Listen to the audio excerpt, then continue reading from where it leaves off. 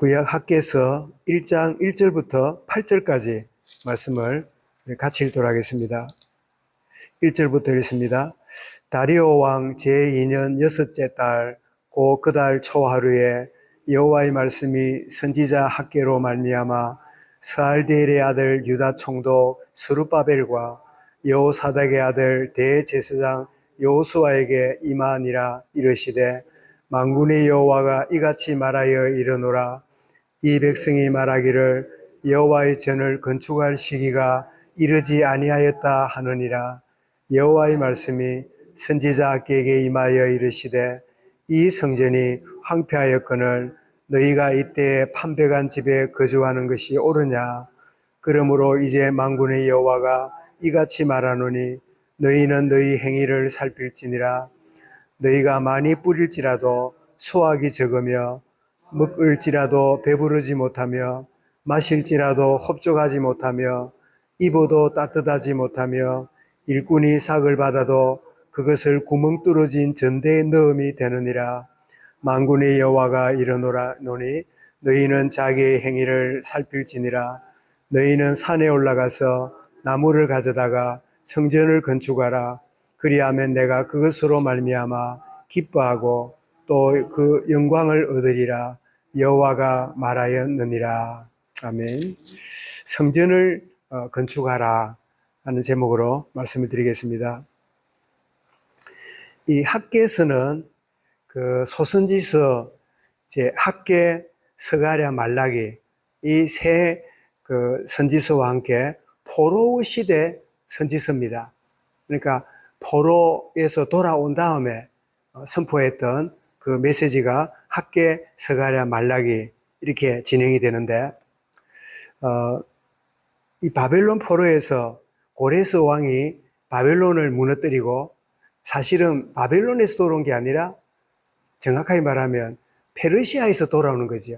잡혀갈 때는 바벨론에 잡혀갔지만 바벨론을 무너뜨린 이 페르시아 왕 고레스의 이제 조서로 말미암아 이제 그 페르시아에서 돌아오는 가운데 와서는 유다 백성들이 그때 5만 명이 돌아옵니다. 우리가 아는 대로 총독이 스룹바벨이었고 함께했던 대제사장이 여호수아 동명이인이죠. 이렇게 와서 5만 명이 돌아와가지고 성전을 이제 짓기를 시작했는데, 왜냐하니까 돌아온 이유가 무너진 솔로몬 성전을 다시 재건하는 일이었으니까요. 그런데 시작을 했는데 더 이상 진행이 안 되는 거지요. 왜냐하니까 그 지역에 있던 사마리아인과 주변의 민족들이 방해를 해가지고, 그래서 성전을 짓다가 더 이상 못 짓고 이제 언젠가는 때가 되면, 상황이 되면 지어야지 하고 있다가 세월을 16년을 흘러보냅니다. 자, 16년이 지난 그때에 하나님도 기다리셨겠지요. 이들이 바벨론 포로에서 돌아와서 성전을 재건하는 이 일이 단순히 건물 하나 짓는 일이 아닌데, 짓다가 뭐 방해가 있으니까, 뭐 형편이 그러니까 막 이러면서 성전 다시 짓는 일이 재개가 되지 않고 16년의 세월이 흐르는 동안에 하나님이 학개라는 사람을 불러서 그 당시에 메시지를 던지기 시작합니다. 제일 먼저 메시지를 받는 대상이 누구지요? 오늘 1절을 보면 다리오 왕 제2년 여섯째 달에, 이 말은 이 페르시아 왕이 이제 고레스로 시작됐지만 다리오가 왕이 되어 있는 그때의 그 이야기죠. 여호와의 말씀이 선지자 학개로 말미암아, 누구한테 주어지냐니까 백성에게 주어지기 전에 스알델의 아들 유다 총독 스룹바벨과 여호사닥의 아들 대제사장 여호수아에게 임하니라. 하나님 말씀이 우리식으로 말하면 중직자에게 먼저 전달된 거지요. 왜냐하니까 그 해야 될 역할이 중요한데, 백성들도 백성들이지만 백성들이 안 따라오는데 뭐 형편이 이렇다니까, 뭐 방해가 많으니까 그냥 계속 독려하다가 스룹바벨이나 대제사장 여호수아도 멈칫해 있는, 그래서 하나님이 학개를 들어가지고 이들에게 먼저 말씀을 전달하는데 그 전달하는 말씀이 뭐냐? 2절에 보니까 만군의 여호와가 이같이 말하이르노라. 이 백성이 말하기를 여호와의 전을 건축할 시기가 이르지 아니하였도다.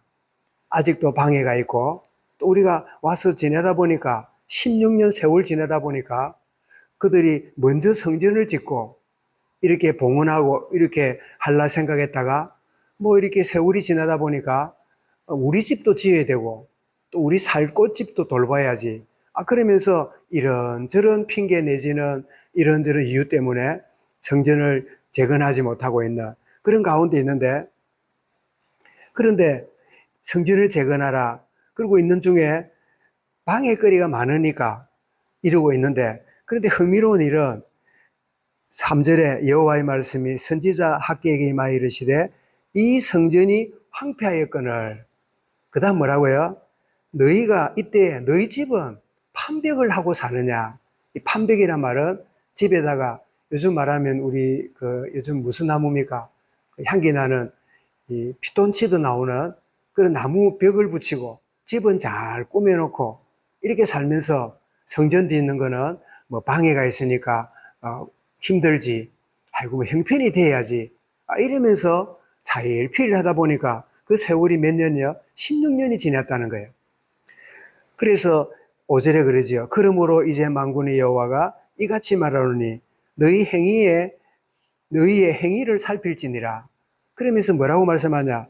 너희가 많이 뿌릴지라도 거두지 못하고 또 수확이 적고 먹을지라도 배부르지 못하고 마실지라도 흡족하지 못하고 입어도 따뜻하지 못하고 일꾼이 싹을 받아도 구멍 뚫린 돈주머니 같아서 남는 게 없는. 왜 그런 줄 아느냐? 우리가 살아가는 삶의 모습이 너무나 정난하게 6절에서 막 애쓰고 노력하고 몸부림치고 이러면 좀 더 나아지고 좀 더 소득이 늘고 저축이 되고 이럴 줄 알았더니 지나고 보니까 아무것도 남는 게 없는, 그냥 거의 흉년이 와서 뭐 일이 잘못되어서 노력을 적게 해서 그런 줄 알았더니 하나님은 학계를 통하여 뭐라고 진단하시느냐? 하나님 앞에 우선순위를 놓치니까 아무리 수고하고 애쓰고 몸부림쳐도 다 헛된 것이 된다. 그래서 시편 기자도 그러지요. 아무리 여호와께 지키지 않으면 파수꾼의 경성함이 헛사고 모든 것들이 헛된 것이다. 이렇게 말씀하잖아요. 그래서 그 말을 하는 정확하게 정리하면 하나님께 순종하지 아니하는 삶은 그 삶 자체가 공허하고 혼돈하고 참 아무것도 남는 거 없는. 그래서 그걸로 말하면 왜 애쓰고 몸부림치고 그렇게 했는데도 너희들에게 이런 결과가 오냐? 이것은 너희들을 깨닫게 하게 하려고. 이렇게 돼야 이상하다. 왜 애를 썼는데 이렇게 씨를 많이 뿌리는데 이렇게 밤늦게까지 수고하고 밤늦게까지 땅을 갈고 이렇게 야간 작업까지 하고 하는데도 이렇게 얻는 게 없고 남는 게 왜 없을까? 그것은 하나님이 너희들에게 깨닫게 하려고. 이 문제가 와야 왜 그럴까? 사람은 일이 잘 되면 내가 하는 일이 괜찮은 줄로 착각하잖아요. 그냥 쭉 나가잖아요. 근데 문제가 오고 한계가 오고 막 걸림돌이 오고 이래 돼야 그때서 주변을 돌아보고 막 해결하려고 몸부림치다가 하나님의 영의 사람들은 결국은 하나님께 무릎 꿇습니다. 하나님, 이렇게 애쓰고 노력하고 이러는데 뭐가 잘못된 겁니까? 뭐가 빠진 겁니까? 자, 이렇게 16년 동안 참 돌아와가지고 이렇게 저렇게 하고 있는 이런 가운데 그들의 삶이 피폐하고 이런 가운데 있는 고민하는 중에 해답을 하나님 학계 선지자를 통하여 던져주시는 거예요.